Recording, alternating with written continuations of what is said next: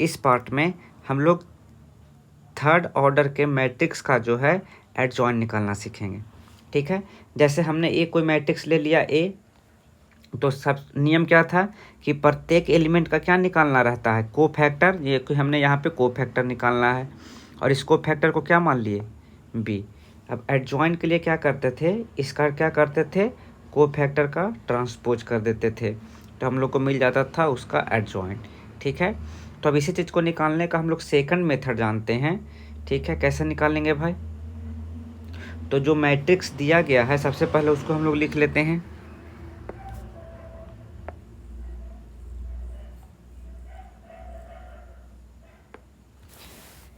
सबसे पहले हम लोग दिए गए मैट्रिक्स को लिखते हैं, जो कि है 1 3 3 1 4 3 1 3 4। इसके बाद क्या करते हैं, इसके बाद जो है हम लोग पहले और दूसरे कॉलम को, फर्स्ट और सेकंड कॉलम को जो है हम लोग यहाँ पे रिपीट करते हैं। क्या क्या है हमारा, तो ये हो गया 1 1 1 और 3 4 3। ठीक है, अब क्या करते हैं,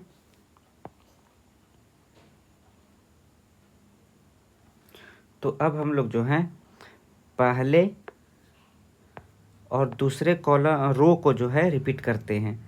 ठीक है, 1 3 3 1 3 1 4 3 1 4। इसके बाद क्या रहता है भाई, तो इसके बाद जो है हम लोग पहले रो और पहले कॉलम को जो है छोड़ देते हैं और बाकी टर्म को जो है अब हम लोग मल्टीप्लाई करते हैं। और मल्टीप्लाई इस रूप में करते हैं कि यदि हम लोग जो है कॉलम के अनुसार गुना करते हैं तो उसको रो में लिखते हैं। जैसे चर्च को 16 माइनस 9, तो 16 में से 9 गया तो कितना आ गया, 7। फिर आता है 3 तिहाई 9 माइनस 12, तो 9 में से 12 गया तो क्या हो गया, -3। तो गुना कर रहे हैं कॉलम के अनुसार और लिख रहे हैं रो के अनुसार। 3 3 9 माइनस 12 तो कितना आ गया, -3। इसी प्रकार 3 माइनस 4 तो कितना आ गया, -1। 4 माइनस 3 तो कितना आ गया, 1। 3 माइनस 3 तो कितना आ गया, 0। 3 माइनस 4 तो कितना आ गया, -1। 3 माइनस 3 तो कितना हो गया, 0। 4 माइनस 3 तो कितना हो गया, 1। ठीक है, तो इस प्रकार से किसी भी मैट्रिक्स का जो है हम लोग डायरेक्ट क्या निकालते हैं, एडजॉइन निकालते हैं। ये हम लोग को कब कम आएगा, तो जब हम लोग जो है इन्वर्स निकाल लेना सीखेंगे।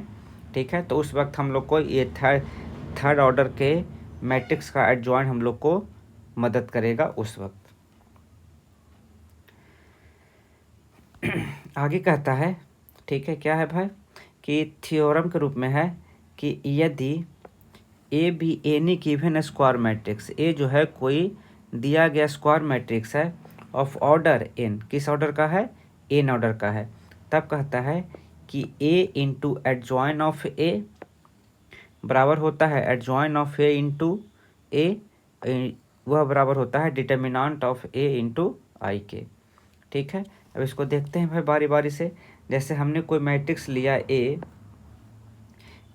इसका जो है हमने प्रत्येक एलिमेंट का क्या निकाल लिया, एडजॉइन निकाल लिया। अब ए इंटू एडजॉइन ए, लेफ्ट हैंड साइड जो हम लोग मल्टीप्लाई कर रहे हैं। ठीक है, तो मल्टीप्लाई करने का जो तरीका है उसी रूप में हम लोग करेंगे। एक जो मैट्रिक्स था वो लिख दिया हमने और जो एडजॉइन ऑफ ए निकला वो हमने लिख दिया। हमने हमारा जो दो मैट्रिक्स को जैसे गुना करते हैं, पहले रो को पहले कॉलम के साथ। ठीक है, कि ये तो हम लोग को क्या मिल गया यहाँ पे, तो A11 A11 plus A12 plus A12 A13 into A13। ठीक है, इसी प्रकार से पहले को अब किसके साथ किया जाएगा, तो दूसरे के साथ, फिर पहले रो को तीसरे कॉलम के साथ, इसी प्रकार से दूसरे रो को पहले कॉलम के साथ, फिर दूसरे कॉलम के साथ और फिर तीसरे कॉलम के साथ, फिर थर्ड रो को पहले दूसरे और तीसरे कॉलम के साथ बारी बारी करने पे हम लोग को ये प्राप्त होता है। और यहाँ से हम लोग क्या देखते हैं कि यहाँ से हम लोग को जो डायगोनल एलिमेंट्स के जो पार्ट हैं ये सारे एलिमेंट क्या देते हैं, तो अगर पिछले क्लास का जो याद हो आपको पार्ट, तो उसी रो के एलिमेंट और उसी के को फैक्टर के एलिमेंट के प्रोडक्ट का सम जो है हम लोग को उस डिटर्मिनेंट का मान देता है। ठीक है, तो हम लोग को यहाँ से क्या मिल गया, यहाँ से determinant of A 0 0 0, determinant of A 0 0 0, determinant of A प्राप्त हुआ। क्यों? क्योंकि सेम के साथ डिटर्मिनेंट का वैल्यू देता है और कि किसी भी रो का अदर रो के को फैक्टर के प्रोडक्ट सम जो है 0 के बराबर होता है, तो हम लोग को ये प्राप्त हुआ।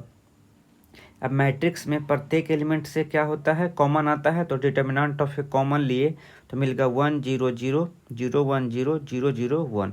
तो इस प्रकार से ए इंटू एट जॉइन ऑफ ए क्या प्राप्त हुआ, तो डिटर्मिनेंट ऑफ ए इंटू आई जो है हमें प्राप्त हुआ। ठीक है, ठीक इसी प्रकार से जो है हम लोग क्या प्राप्त कर सकते हैं, तो एडजॉइन ऑफ ए इंटू ए बराबर हो जाता है डिटर्मिनेंट ऑफ ए इंटू आई। तो इस प्रकार से हम लोग को एक फार्मूला याद हो गया कि ए इंटू एडजॉइन ऑफ ए बराबर होता है adjoint of A into A is equal बराबर होता है determinant of A into identity के। ठीक है, अब हम लोग देखते हैं आगे का पार्ट है जो कहते हैं सिंगुलर मैट्रिक्स। क्या है हमारा सिंगुलर मैट्रिक्स। सिंगुलर मैट्रिक्स क्या कहता है भाई, जब कोई मैट्रिक्स दिया गया है और उसका डिटर्मिनेंट ऑफ मैट्रिक्स जो है अगर 0 के बराबर हो जाए,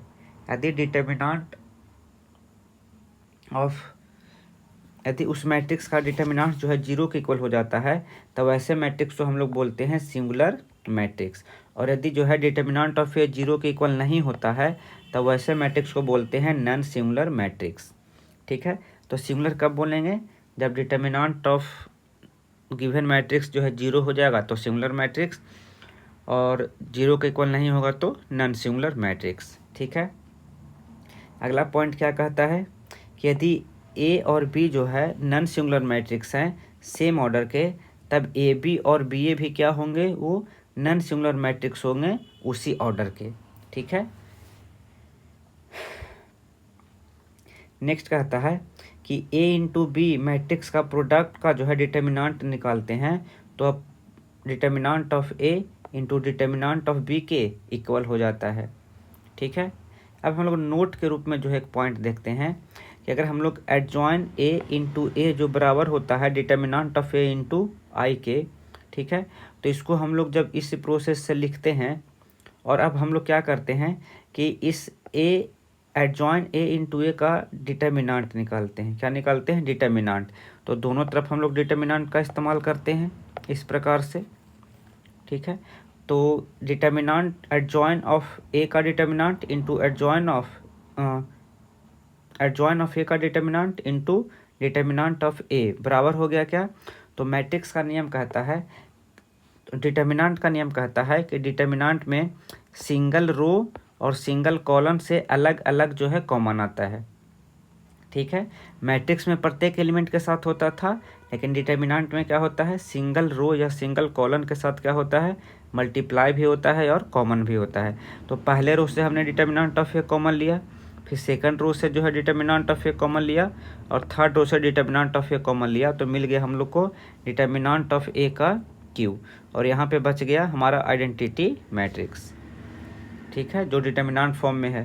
तो इसको सोल्व करने पे हम लोग को क्या मिल गया कि एडजॉइन ए का डिटर्मिनेंट इंटू डिटर्मिनेंट ऑफ ए बराबर हो गया डिटर्मिनेंट ऑफ ए का क्यू, और इसका मान कितना हो गया 1। तो एक ए से जो है डिटर्मिनेंट ऑफ ए से एक डिटर्मिनेंट ऑफ ए चला गया, तो 2 और हमारा बच गया, तो मिल गया एडजॉइन ए का डिटर्मिनेंट बराबर हो गया डिटर्मिनेंट ऑफ ए का पावर 2। इससे क्या पता चल गया कि अगर जो मैट्रिक्स दिया गया था हमारा ये था हमारा 3/3 ऑर्डर का, तो 3/3 ऑर्डर का जो है मैट्रिक्स का जब इसके एडजॉइन का जो है डिटर्मिनेंट निकाले, तो हम लोग को क्या प्राप्त हो गया, उसके एडजॉइन का डिटर्मिनेंट निकाले तो जिस ऑर्डर का होता है उससे एक पावर क्या होता है, कम जाता है। इसी प्रकार से अगर यह nth ऑर्डर का होगा, मैट्रिक्स से किस ऑर्डर का हो, n ऑर्डर का हो, तो हम लोग को क्या प्राप्त होगा, एडजॉइन a का डिटर्मिनेंट ऑफ a का पावर n-1, उससे एक पावर क्या होता है, कम जाता है। ठीक है, तो ये सारे ऑब्जेक्टिव के रूप में है जो कि क्या रखेंगे, ध्यान रखेंगे। आगे का पार्ट कहता है, क्या है भाई, थ्योरम के रूप में कि a square matrix A has a invertible if and only if A is non singular matrix. कहता है कि कोई स्क्वायर मैट्रिक्स है ए, उसको इन्वर्टेबल कहा जाएगा यदि और केवल यदि जब ए कैसा होगा, तो जब नॉन सिंगुलर मैट्रिक्स होगा तभी हम उसका इन्वर्टेबल कहेंगे, यानी उसका इन्वर्स निकाल सकते हैं। यानी ए का इन्वर्स क्या हो जाएगा, adjoint of A by determinant of A, जहाँ डिटर्मिनेंट ऑफ ए जो है जीरो के इक्वल नहीं होगा, यानी यह नॉन सिंगुलर मैट्रिक्स के रूप में होगा। अगर हम लोग को ध्यान हो इस पार्ट को अगर हम लोग देखें, तो हम लोगों ने इन्वर्टेबल मैट्रिक्स में पढ़ा है कि ए कोई मैट्रिक्स है और बी उसी ऑर्डर का कोई मैट्रिक्स होता है इस रूप में कि ए बी बराबर बी ए बराबर आइडेंटिटी मैट्रिक्स हो जाता है। तो बी को हम लोग ए का क्या बोलते हैं, इन्वर्स बोलते हैं एक दूसरे का। ठीक है, तो हम लोगों ने क्या देखा है कि ए एडजॉइन ए बराबर है एडजॉइन ए इंटू ए, और ये बराबर है डिटर्मिनेंट ऑफ ए इंटू आई के।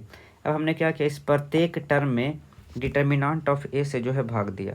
तो डिटर्मिनेंट ऑफ ए से भाग दिए तो क्या आ गया, A into adjoint of A by determinant of A, adjoint of A by determinant of A into A is equal to identity आ गया। ठीक है, तो यहाँ से हमने क्या किया, ए इस पूरे टर्म को हमने क्या कह दिया, B into A is equal to I. तो ये पूरा का पूरा फॉर्म जो है हम लोग को मिल गया, A B is equal to B A is equal to identity. तो यहाँ से क्या बोलते हैं, जब ये फॉर्म जैसा ही प्राप्त होता है तो बी को हम लोग जो है ए का इन्वर्स बोलते हैं। तो बी ए इन्वर्स बराबर आ गया adjoint of A by determinant of A. ठीक है, इस पे हम लोग एक सवाल देख लें। कहता है find the inverse of matrix A is equal to 2 - 2 4 3। ठीक है, तो हम लोग क्या जानते हैं कि ए का इन्वर्स बराबर होता है adjoint of A by determinant of A के।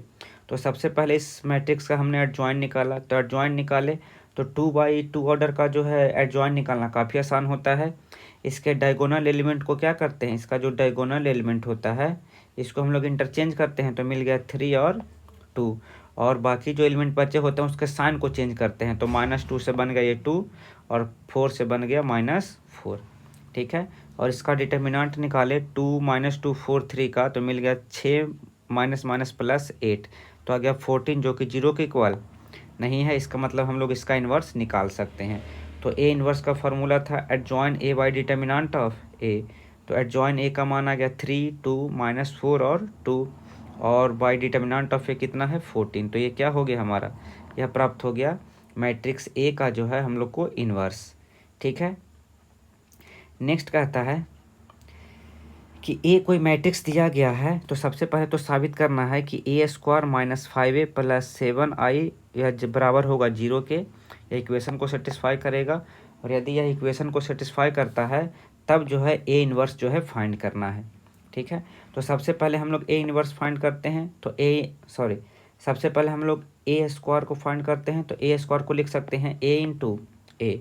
तो ए इंटू ए जैसा ही हम लोगों ने यहाँ पे किया, तो मल्टीप्लाई जैसे करते हैं मैट्रिक्स का हम लोगों ने किया, पहले रो को पहले कॉलन के साथ, पहले रो को दूसरे कॉलन के साथ, फिर दूसरे रो को पहले कॉलन के साथ, और दूसरे रो को दूसरे कॉलन के साथ। तो हम लोग को ए स्क्वायर प्राप्त हो गया 8 5 - 5 3।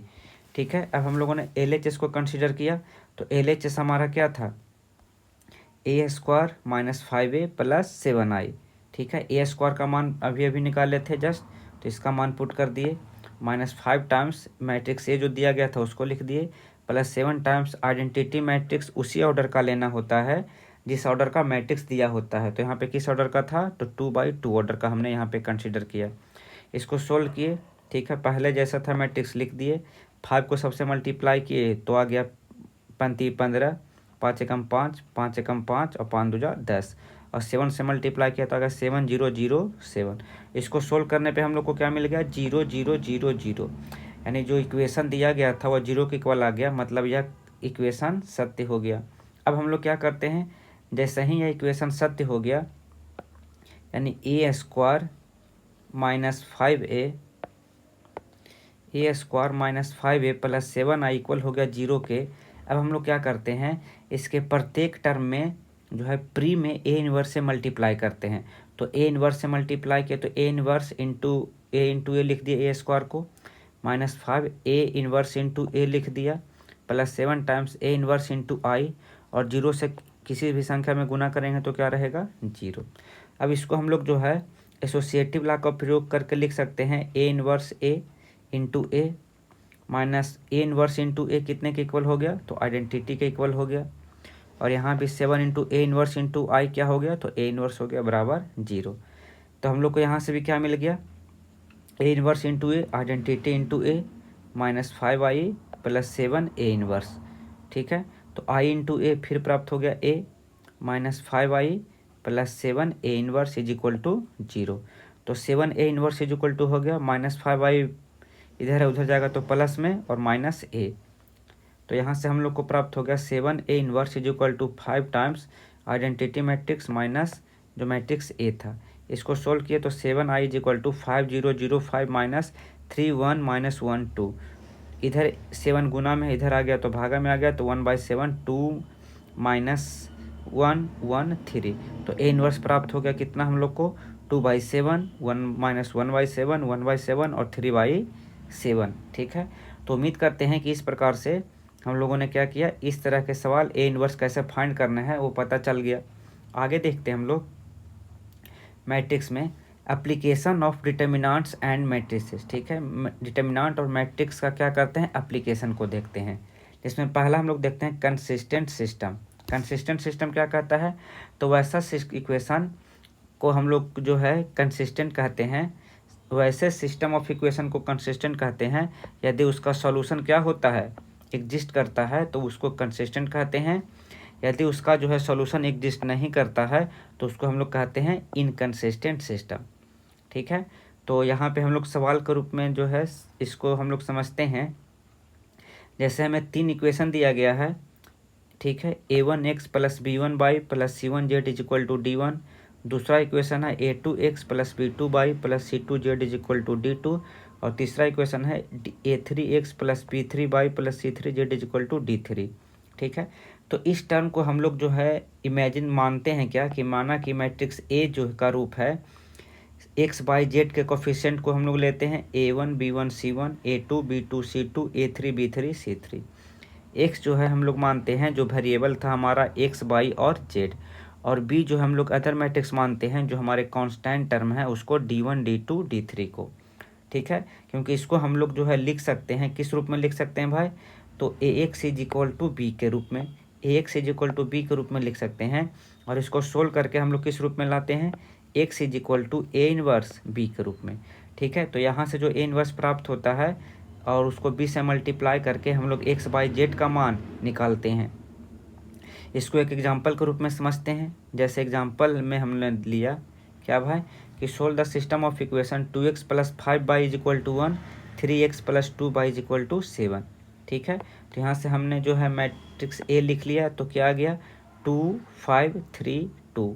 एक्स और वाई के कोफिशिएंट को लिखा, हमारा एक्स मैट्रिक्स आ गया जो वेरिएबल है एक्स और वाई, और कांस्टेंट टर्म जो था हमारा 1 और 7 को लिख लिया, यानी ए एक्स प्लस बी का जो फॉर्म था उसको हमने लिख लिया। अब यहाँ से हम लोग को प्राप्त करना है x is equal to A inverse into B. तो ए इनवर्स सबसे पहले फाइंड करते हैं जो कि प्राप्त होता है adjoint A by determinant of A के रूप में। तो मैट्रिक्स ए का एडजॉइन हम लोगों ने सबसे पहले निकाला, तो एडजॉइन ऑफ ए क्या हो गया, डायगोनल मैट्रिक्स को चेंज कर दिए तो 2 2 ही रह गया, और बाकी जो है एलिमेंट का साइन चेंज कर दिए तो -5 -3 हो गया। इसका डिटर्मिनेंट निकाले एक मैट्रिक्स का तो मिल गया 2 5 3 2, तो 4 -15 यानी -11। तो एडजॉइन तो ए इनवर्स यहाँ से क्या प्राप्त हो गया, ए इनवर्स प्राप्त हो गया -1/11 2 -5 -3 2। ठीक है, अब इसको जो है यहाँ हम लोग इक्वेशन 1 किसको माने थे, तो एक्स इज इक्वल टू जो ए इनवर्स बी था उसको हम लोगों ने फर्स्ट इक्वेशन कहा था, तो यहाँ से हम लोग को प्राप्त हो गया x is equal to -1/11 into 2 -5 -3 2 जो ए इनवर्स था इंटू बी में क्या था 1 और 7। इसको हम लोगों ने मैट्रिक्स का मल्टीप्लाई किया तो मिल गया -1/11 जैसे था रहने दिया, पहले कॉलम के साथ, फिर दूसरे को, तो मिल गया 2 -7 पंजे 35, 2 में से 35 गया तो -33, और यहाँ गया -3 प्लस 14, 14 में से 3 गया तो 11। -1/11 को मल्टीप्लाई कर दिए तो मिल गए हम लोग को 3 और -1। और एक्स जो हमारा मैट्रिक्स था किसको माने थे, तो एक्स और बाई को। तो यहाँ से एक्स दोनों सेम ऑर्डर का हो गया हमारा 2/1 का, ये भी हो गया 2/1 का। तो जब ऑर्डर सेम हो जाता है दो मैट्रिक्स का तो उसके करस्पॉन्डिंग एलिमेंट क्या हो जाते हैं, इक्वल हो जाते हैं। तो यहाँ से एक्स बराबर मिल गया हम लोग को 3 और बाई बराबर कितना मिल गया, -1। ठीक है, तो इस प्रकार से जो है डिटर्मिनेंट के सारे थ्योरी क्या होते हैं, समाप्त होते हैं। HW के रूप में जो बचे हुए एक्सरसाइज थे 4.4, 4.5 और मिसलेनियस चलेंगे। ठीक है, चलिए मिलेंगे नेक्स्ट पार्ट में, तब तक के लिए धन्यवाद।